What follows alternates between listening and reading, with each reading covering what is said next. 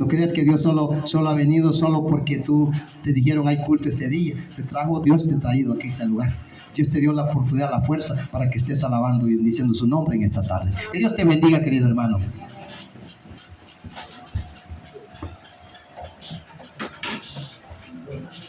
Dios les bendiga, hermanos.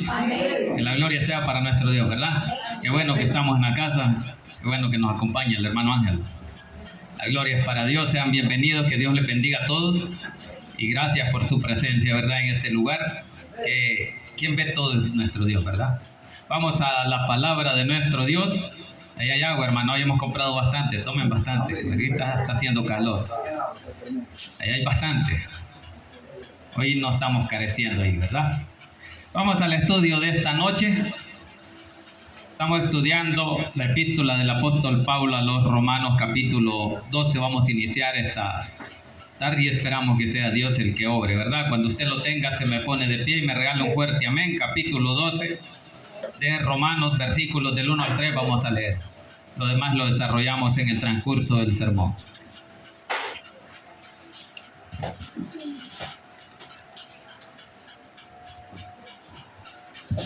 ¿Lo tenemos, hermanitos? Leemos la palabra de Dios en el nombre del Padre, del Hijo y del Espíritu Santo. Dice así, capítulo 12 de Romanos, versículos del 1 al 3, dice la palabra del Señor.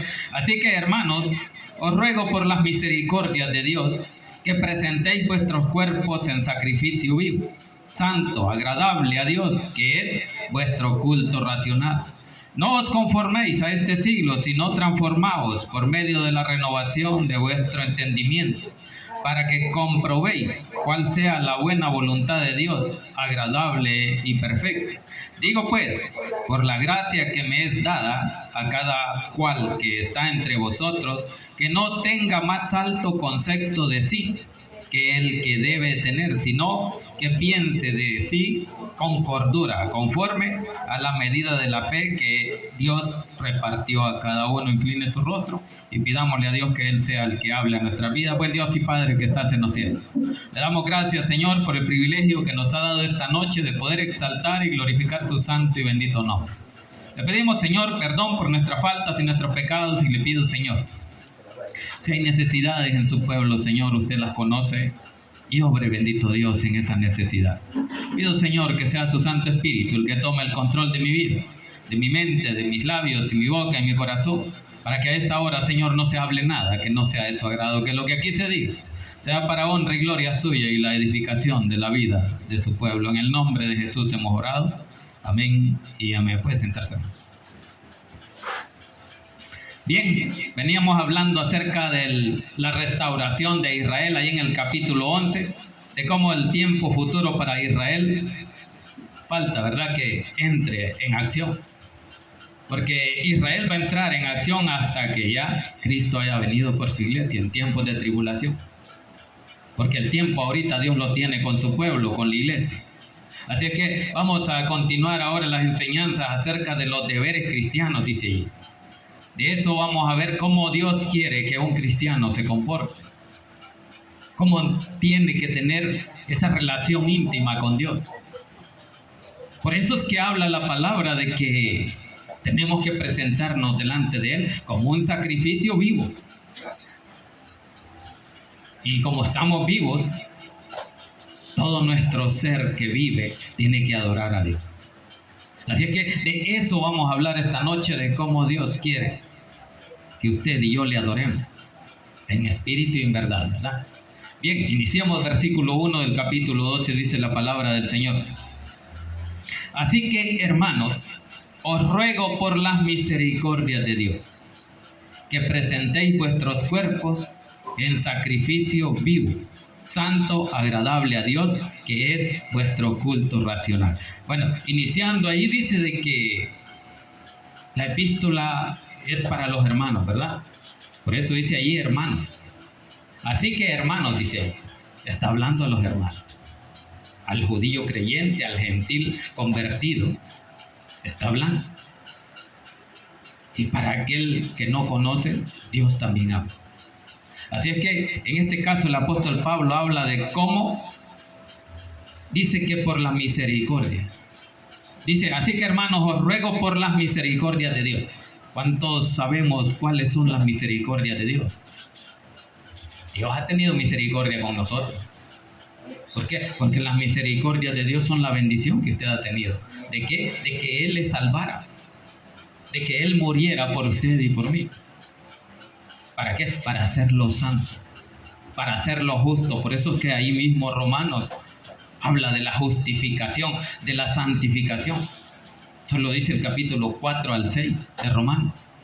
Incluso Romanos 5 dice justificado, pues por la fe. Tenemos paz para con Dios, pero por medio de Jesucristo. Entonces el medio por el cual usted y yo estamos aquí es Jesucristo. Él es el medio que Dios utilizó para que usted y yo le sirviéramos. Después de conocerle y recibirle como nuestro Salvador, hay un proceso en el cual usted y yo hemos entrado, que es un proceso que Dios tiene para cada uno, y lo va a ir cumpliendo el proceso. ¿Para qué? Para formarnos el carácter de cristianos, de que tengamos un buen testimonio.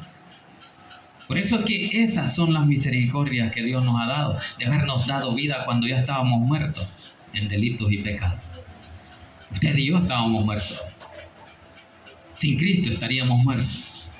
Pero Él dio su vida para que usted y yo viviéramos. Él llevó la culpa mía y suya. Entregó su vida cuando no debía ser Él el que murió. Cuando usted y yo deberíamos de estar ya muertos. ¿Por qué? Por nuestros propios pecados.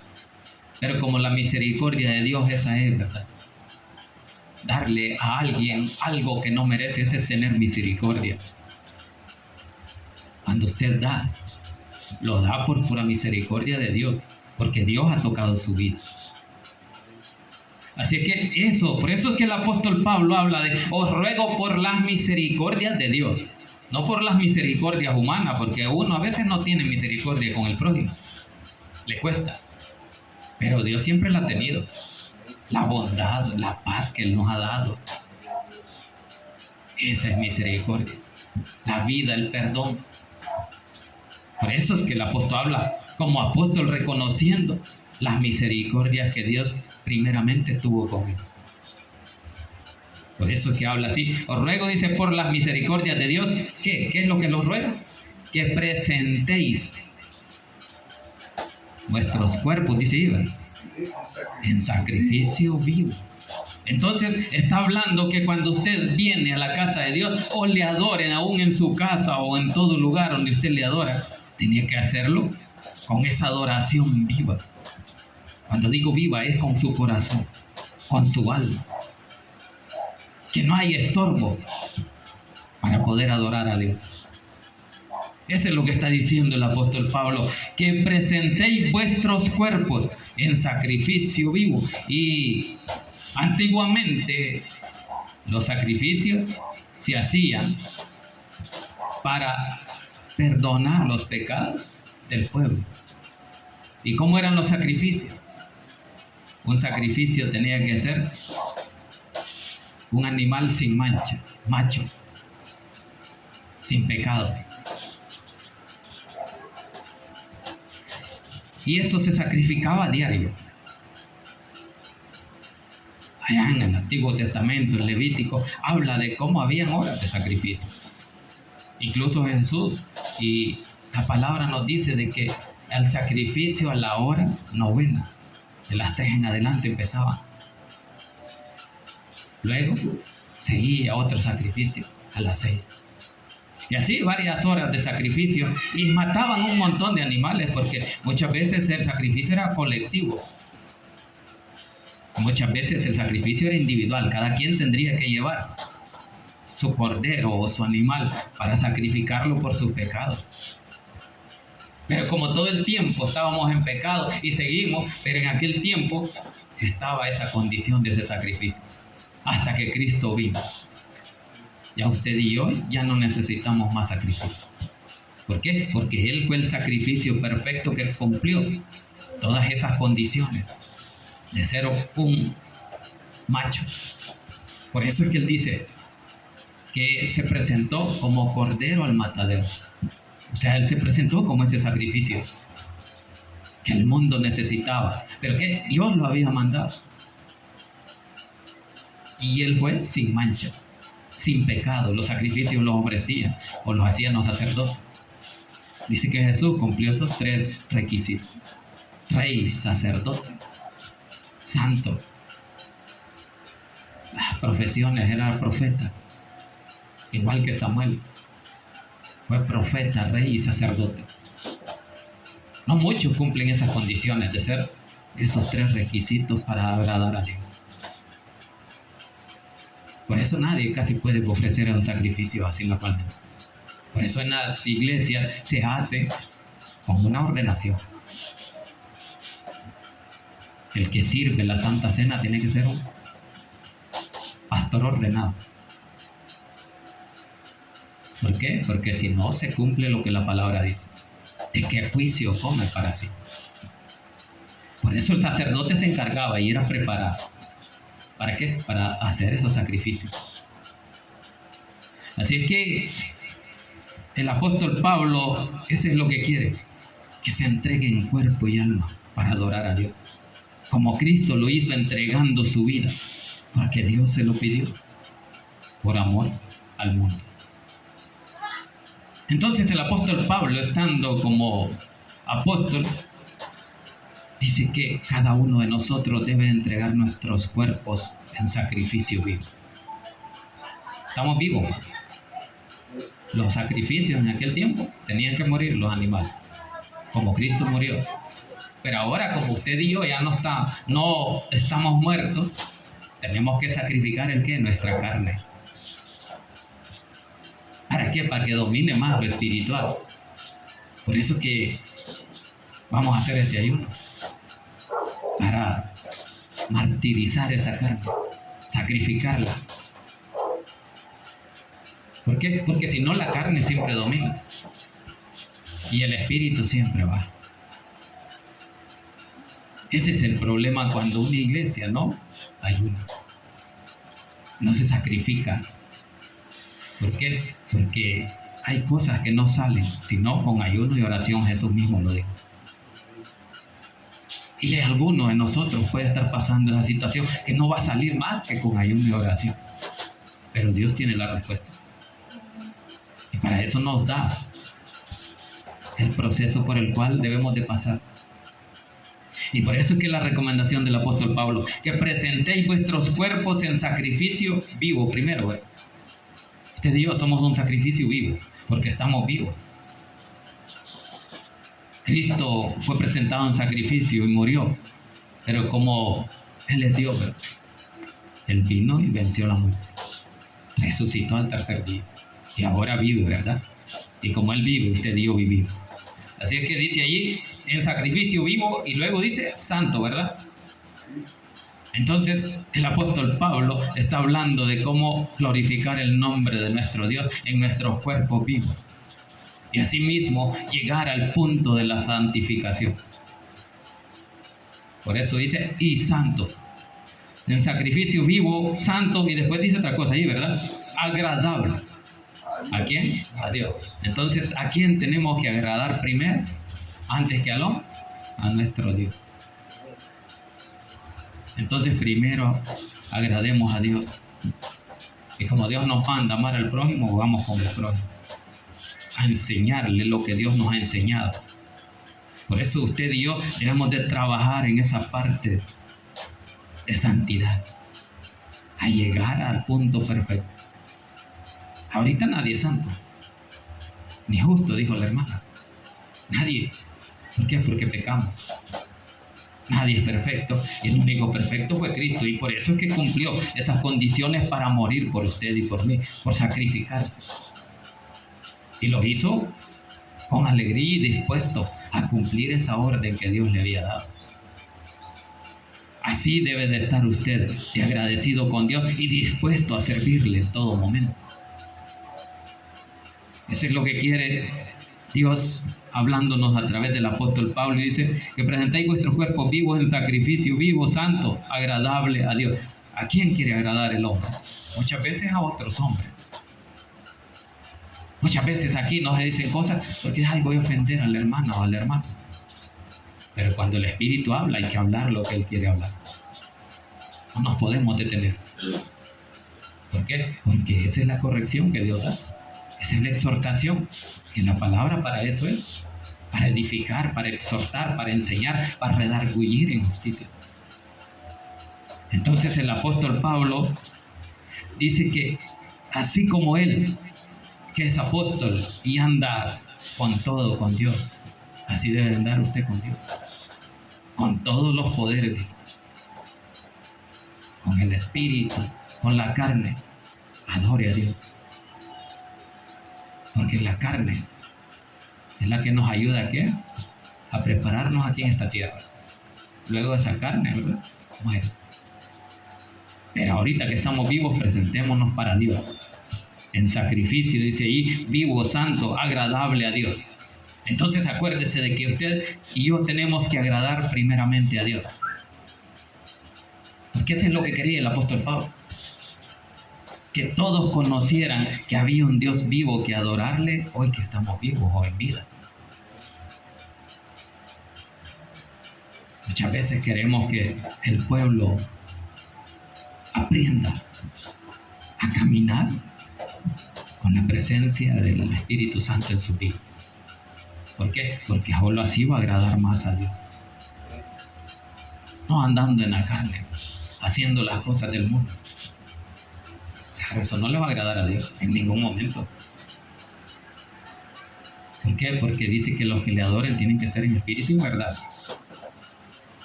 Entonces dice, agradable a Dios, que es vuestro culto racional. Ahí está, ¿verdad? Que es el culto o lo que ofrecemos a Dios para ofrecernos delante de Él como una ofrenda agradable para Dios. Vamos a una cita ahí, Efesios 5:2. Allá adelante, después de Corintios. Sigue Gálatas, luego Efesios. 5:2 de Efesios. Y andad en amor, dice, como también Cristo nos amó y se entregó a sí mismo por nosotros, ofrenda y sacrificio a Dios en olor fragante. Así usted y yo para nuestro Dios.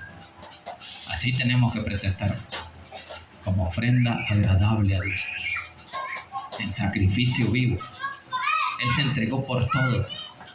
Entréguese con todo para Dios. Y que Dios vea y sienta que usted tiene una buena comunión con Él. Que nada estorbe esa comunión, hermano. Que no haya ningún estorbo. Porque cuando hay estorbo, las oraciones no llegan a Dios. Por eso es que dice ahí, dice, agradable a Dios, que es vuestro culto racional. Es nuestra forma de adorar a Dios. De todo corazón, de toda nuestra alma, de todo nuestro ser. Así debe de ser, dice el apóstol Pablo, que así quiere que le adoremos. Presentándonos como en aquel tiempo presentaban a esos sacrificios. Presentémonos dispuestos a Dios para que Él trabaje en nuestra vida, en nuestras áreas débiles. Porque nuestros cuerpos tienen áreas débiles que muchas veces no podemos controlar. Pero si los presentamos a Dios, Él puede trabajar todo nuestro cuerpo, todo nuestro ser.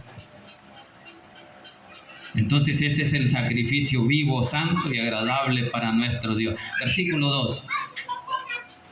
No os conforméis, dice, a este siglo, sino transformaos por medio de la renovación de nuestro entendimiento. Ahí está, ¿verdad? Que no nos conformemos a lo que pasa en este mundo, a lo que el mundo haga y nosotros igual que el mundo, sino que, dice allí, transformaos. Pero no somos nosotros los que nos vamos a transformar. Que seamos transformados por el poder de la palabra, por el poder de la fe, por el que vive en nosotros. Así que por eso dice ahí, no os conforméis a este siglo, sino transformaos por medio de la renovación de vuestro entendimiento. Tiene que cambiar su forma de pensar. Tiene que haber una diferencia en su vida cuando usted ha conocido a Dios. Tiene que haber un cambio y que el mundo lo note. y que diga, ese sí es cristiano. No que digan, para ser un cristiano como mejor no. Sino que digan, ese es un verdadero cristiano, ese ayuda al prójimo. Ese no habla malas palabras. ¿Cómo se comporta? O sea, hay que dar un ejemplo. Hay que ser un ejemplo. Pero muchas veces, en vez de ser ejemplo, estorbamos para que otros lleguen a Cristo. Y el punto es de que muchos, a través del testimonio suyo o el mío, vengan a Cristo.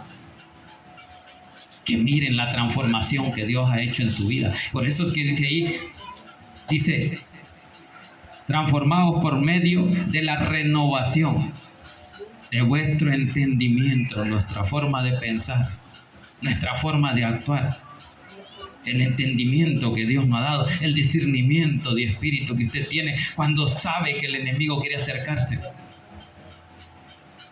para que usted camine como el mundo camina, que hable como el mundo habla. Ese es lo que usted necesita cambiar, dejar las cosas del mundo,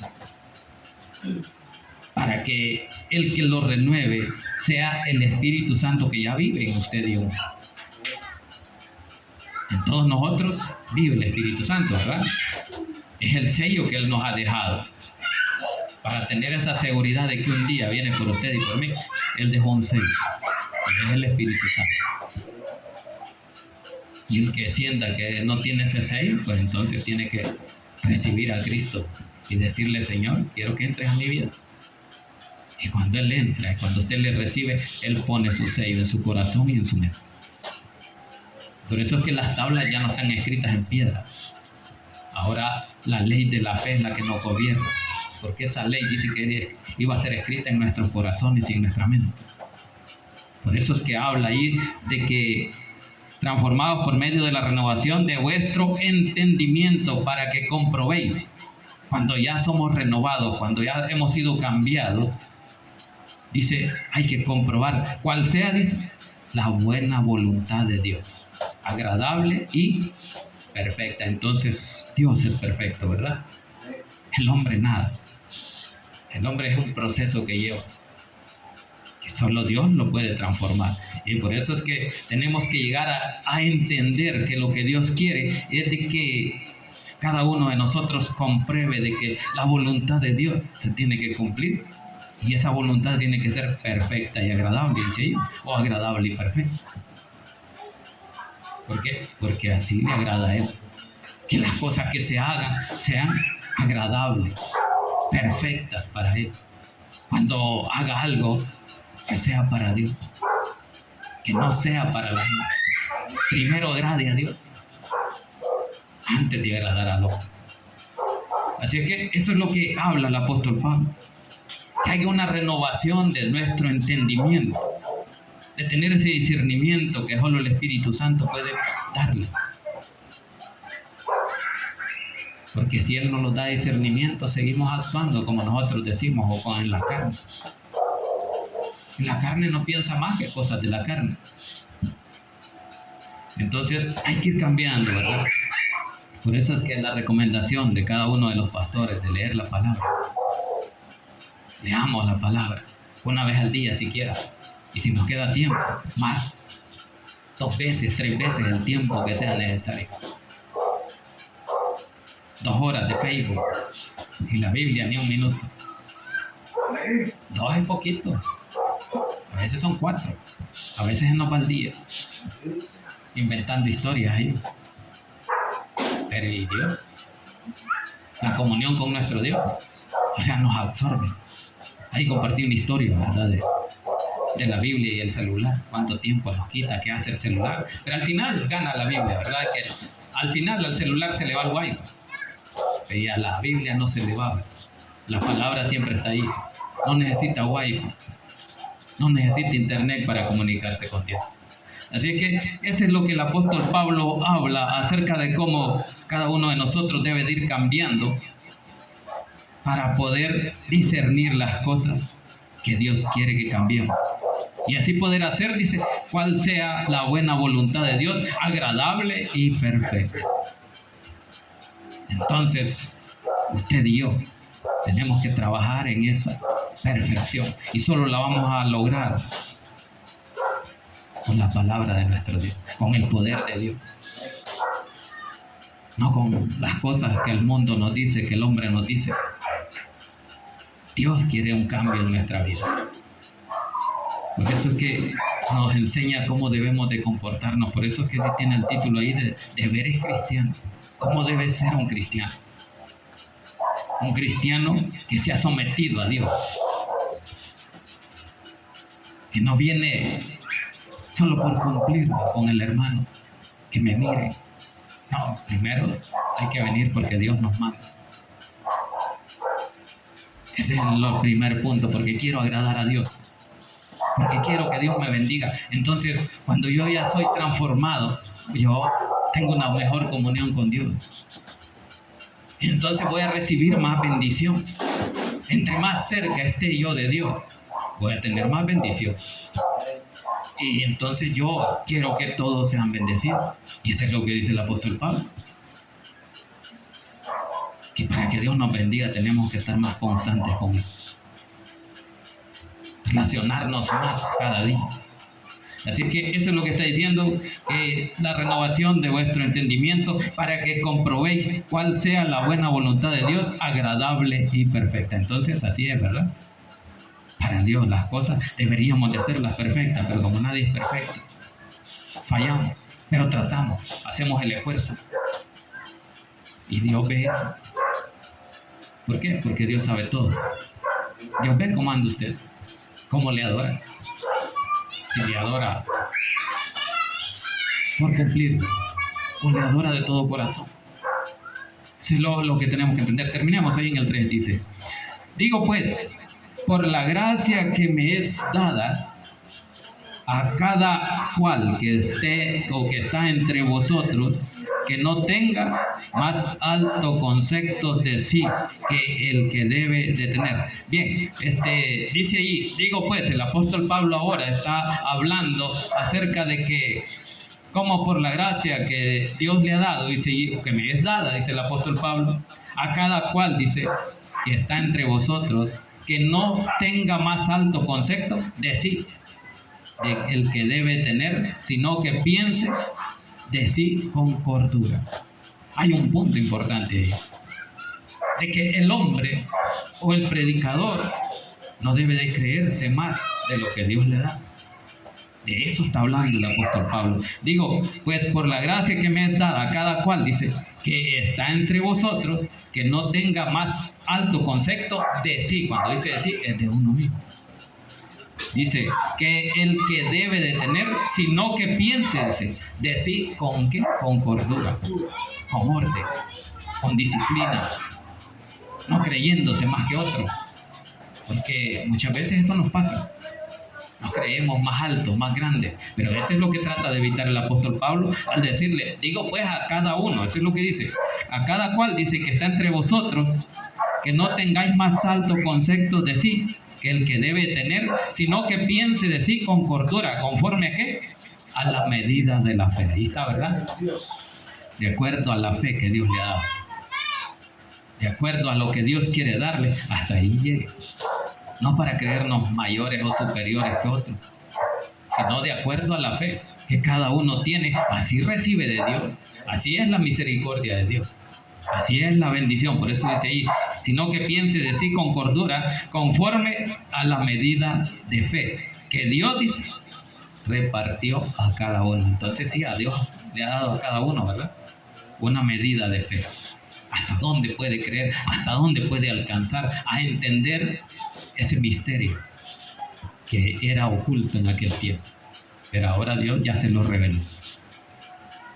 Y esa es la medida de fe que usted y yo vamos a tener al entender el discernimiento de Dios a través del Espíritu Santo. Entonces cada uno de nosotros tiene una medida de fe, y la cual tenemos que ir aumentando cada vez más, porque así va a ser la bendición de acuerdo a su fe. Muchos no sanaban. Cuando Jesús llegaba, había en Nazaret, donde él nació, no le creyeron, porque dijeron, este es Nazareno, este de aquí es hijo de Julán. Entonces dice que no hizo muchos milagros ahí. ¿Por qué? Porque no le creyeron, no tuvieron fe en él. Muchas veces así pasa. No, este ya lo conozco, ¿quién es? Por eso no le creo. Entonces, por eso es que habla aquí, ¿verdad? Sino que piense de sí con cordura, conforme a la medida de la fe que Dios repartió, dice, a cada uno. Dios nos ha dado dones. Y de eso, primero Dios, vamos a hablar el próximo jueves. De cómo Dios nos ha dado esos dones. Para que cada uno lo haga con amor. Como Él quiere que usted le sirva. Eso es lo que sigue ahí después del versículo 3. Que a cada uno, dice, Dios nos ha dado un don. Y cada uno somos parte del cuerpo, pero del cuerpo de Cristo. Y que este cuerpo también, dice, tiene varios miembros, pero al final Jesús es el mismo. Y estos miembros sirven al mismo cuerpo, el cuerpo de Cristo. Así que, hermanos, Dios siempre quiere hablar a nuestra vida. Dios quiere enseñarnos cómo debemos de comportarnos siempre. Por eso hay que darle la gloria a Dios con todo corazón, con todo amor, con todo nuestro ser. Porque ese es el sacrificio vivo, que a Él va a agradar. El sacrificio vivo no lo va a hacer usted para el hombre. Hágalo primeramente para Dios. Luego compórtese como cristiano con su buen testimonio. Para que el mundo entienda que usted está actuando como un cristiano. Ese sí es un verdadero cristiano. Así va a decir al mundo, voy a ir donde Él. Y por eso es que puede ser que otro venga. Pero si nos ve diferente, para andar como este, cómo se viste, cómo habla, entonces mejor no voy. Pero pidámosle a Dios que sea Él, ¿verdad? Que obre. Porque el hombre no puede hacer nada si Dios no está ahí, si el Espíritu Santo no le da ese discernimiento. Así que la gloria es para Dios. Dejamos hasta ahí la palabra. Incline su rostro y démosle gracias a Dios por ese privilegio y lo que Dios nos ha